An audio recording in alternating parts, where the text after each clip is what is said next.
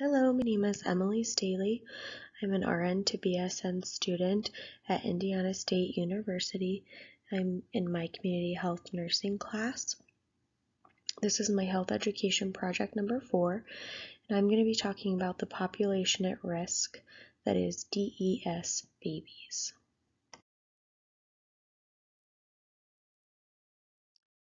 Learning objectives. Upon completion of this presentation, the viewer will be able to list 5 health dangers DES daughters are at risk for, state 2 health dangers DES sons are at risk for, explain how and why DES affected the in utero fetuses that it did, identify ways nurses can educate the current population about DES children and grandchildren, and discuss the accountability, ethical, and legal decision-making surrounding the use of DES in the mid-20th century.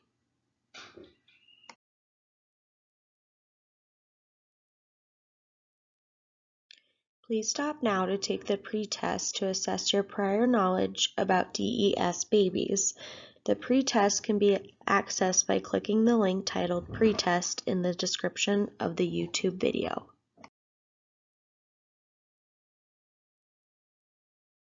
What is DES? Estrogen is a female hormone that is significant in the cycle of reproduction. Diethylstilbestrol, also known as DES, is a synthetic version of estrogen. It is a non-steroid, and unlike the natural estrogens that women can be given, DES continues to stay active once administered orally, leaving it to be more difficult for the body to break down. DES can be used to replace estrogen in menopause, dysmenorrhea, or development of secondary sexual characteristics in females with non-functioning ovaries. It has also been used in palliative care for women with advanced breast cancer and men in advanced stages of prostate cancer. However, from 1938 until 1971, DES was given in the United States to women who had multiple previous miscarriages. It was successful in helping these women obtain viable pregnancies by increasing their estrogen levels. Unfortunately, it also caused outstanding rates of cancer and other anatomical issues to the offspring of these women. It is also possible that it didn't stop affecting offspring with just this first generation. The effects of DES are still being seen in the generations today.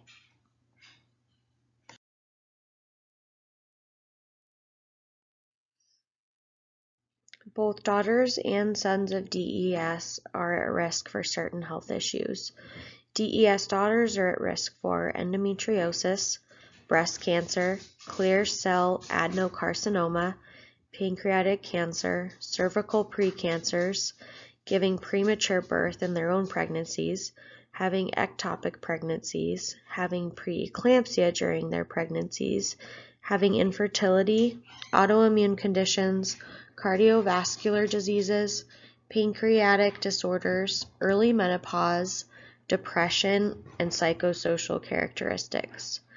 DES sons are at risk for autoimmune conditions, cardiovascular disease, pancreatic disorders, depression, and testicular anatomical problems.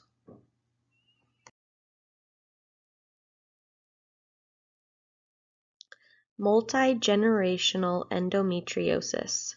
New studies have begun investigating the theory of fetal exposure to DES and the multi-generational effects of endometriosis.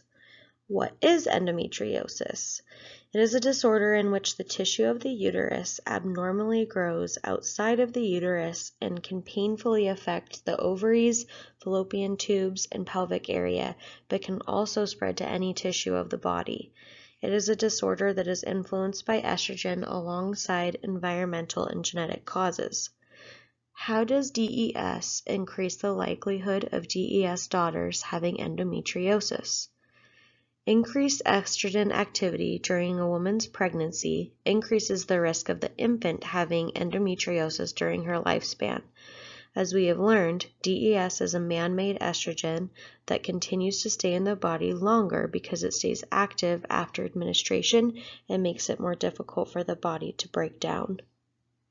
How much more likely are DES babies to have endometriosis than babies who are not exposed to DES? As reported in the Mismer et al. Study of 84,446 premenopausal women, it was found that women exposed to DES had an 80% greater chance of having endometriosis than those who had not been exposed. Does this affect generations after the first exposed fetus?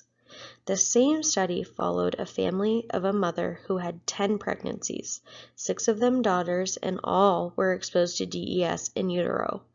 All 6 daughters had endometriosis, and all of their female children had endometriosis as well.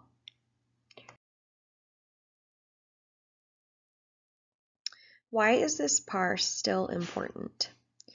Even though these unsafe practices were conducted over 70 years ago, the youth to this day is still being affected per recent studies. Direct children born from DES exposure who then gave birth to children are wondering why they were not educated on the generalized repercussions. A victim of DES exposure in utero, Missy Whitman, describes her experience extensively. As we discussed her knowledge of DES and her own health deficits, she explained to me that she was unable to give birth to her 2 children naturally. When Missy was a young woman, the hospital in which she was born at sent a letter explaining she had been an infant with DES exposure from her mother. She was educated on the future problems she may endure. This was terrifying for Missy, but she knew she wanted to be a mother. She has a son and daughter, both adults now. During the birth of her oldest child, her son, she spent well over 24 hours in active labor and her cervix never dilated at all. She battled long and hard before she gave birth via cesarean delivery. Her daughter was born via cesarean due to the same issues 2 years later. Missy was educated that her cervical tissue would be impaired and that she may be unable to give birth naturally. What she was not educated about was that her daughter may have the same problems. Missy has also battled severe endometriosis all her adult life. She has spent years in pain and even had colon resection due to the spread of her abnormal uterine tissue. Second-generation DES babies are now showing signs of DES exposure. Missy's daughter, Grace, has 2 little boys of her own. During her labors, she experienced the exact same problems as her mother did. Her cervix was unable to open and she had to deliver via cesarean. They are also at a higher risk for multiple different cancers, autoimmune diseases, and endometriosis as well.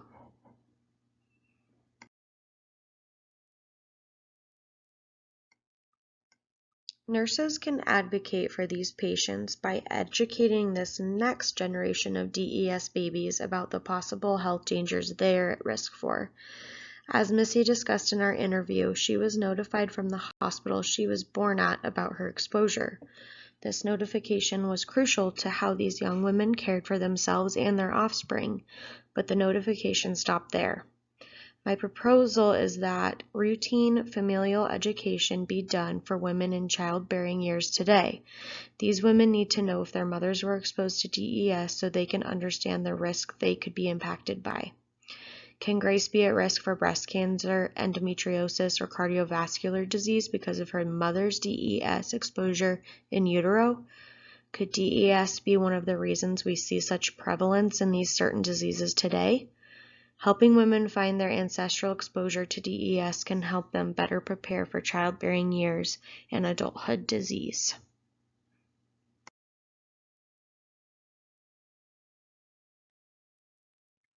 Let's discuss the accountability, ethical, and legal decision-making surrounding the use of DES in the mid-20th century.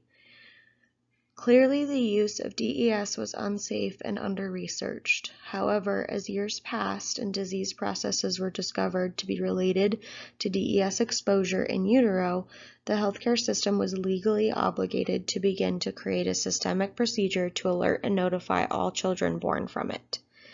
This must have cost plenty of money and time to complete.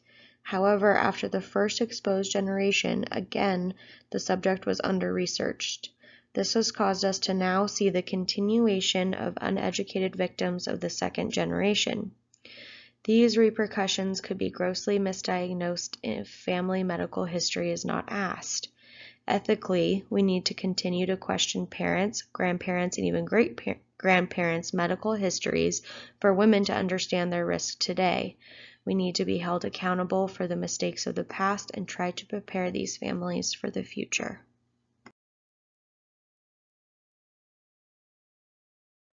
Thank you for watching the presentation. Please take the post-test to gauge how much you have learned about this population at risk. Click the link titled Post-Test in the description below.